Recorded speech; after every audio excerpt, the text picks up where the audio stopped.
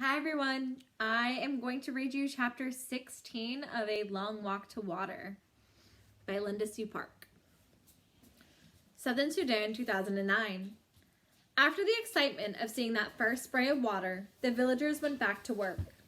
Several men gathered in front of Naya's house. They had tools with them, hoes and spades and scythes. Her father went out to meet them. The men walked together toward the spot beyond the second big tree and began clearing the land. Naya watched them for a few moments. Her father saw her and waved. She put the plastic can down and ran over to him. "Papa, what are you doing?" "Clearing the land here, getting ready to build." "To build what?" Naya's father smiled. "Can't you guess?" I'm curious if you guys have any guesses. If you do, please write them in the comments. Rochester, New York, 1996 to 2003. Salva had been in Rochester for nearly a month and still had not seen a single dirt road. Unlike Southern Sudan, it seemed that here in America, every road was paved. At times, the cars whizzed by so fast he was amazed that anyone on foot could cross safely. His new father, Chris, told him that dirt roads did exist in the countryside, but there were none in Salva's new neighborhood. All the buildings had electricity. There were white people everywhere. Snow fell from the sky for hours at a time and then stayed on the ground for days. Sometimes it would start to melt during the day, but before it all disappeared, more snow would fall. Salva's new mother, Louise, told him it would probably be April, 3 more months before the snow went away completely. The first several weeks of Salva's new life were bewildering, that he was grateful for his studies. His lessons, especially English, gave him something to concentrate on, a way to block out the confusion for an hour or two at a time. His new family helped too. All of them were kind to him, patiently explaining the millions of things he had to learn. It had taken 4 days for Salva to travel from Ifo refugee camp to his new home in New York. There were times where he could hardly believe he was still on the same planet. Now that Salva was learning more than a few simple words, he found the English language quite confusing.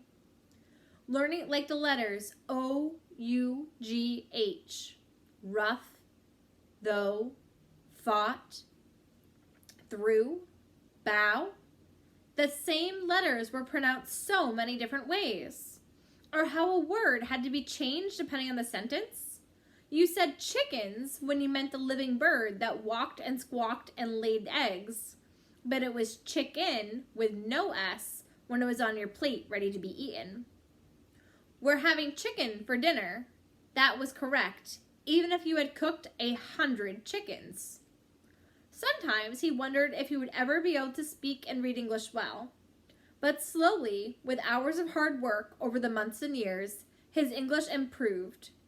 Remembering Michael, Salva also joined a volleyball team. It was fun playing volleyball, just as it had been at the camp.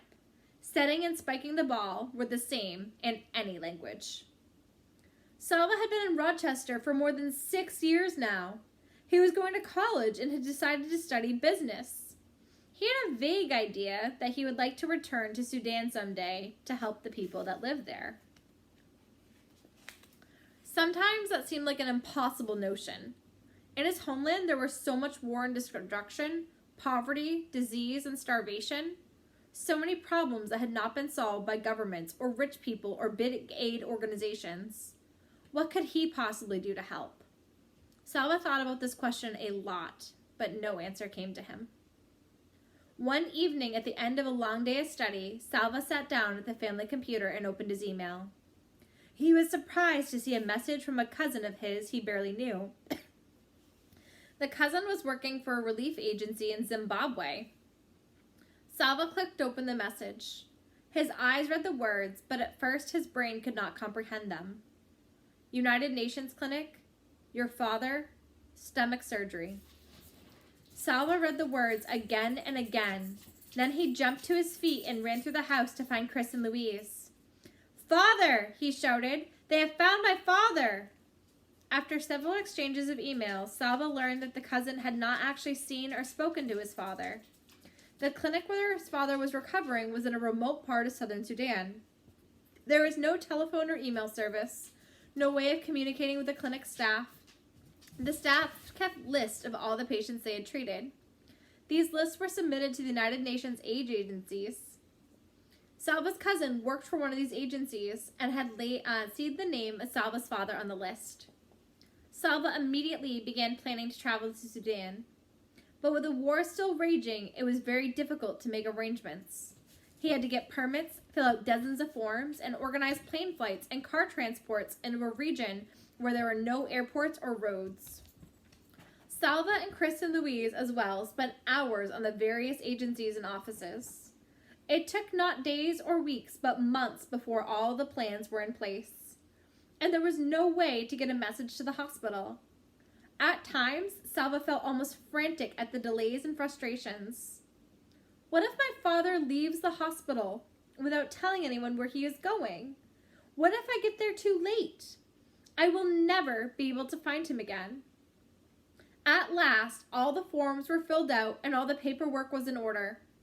Salva flew in a jet to New York City, another one to Amsterdam, and a third to Kampala in Uganda. And Kampala, sorry I said that incorrectly, it's Kampala.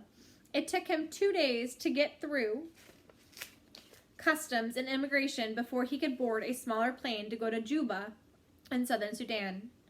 Then he rode in a jeep on dusty, dirty roads into the bush. How familiar everything was, and yet how different.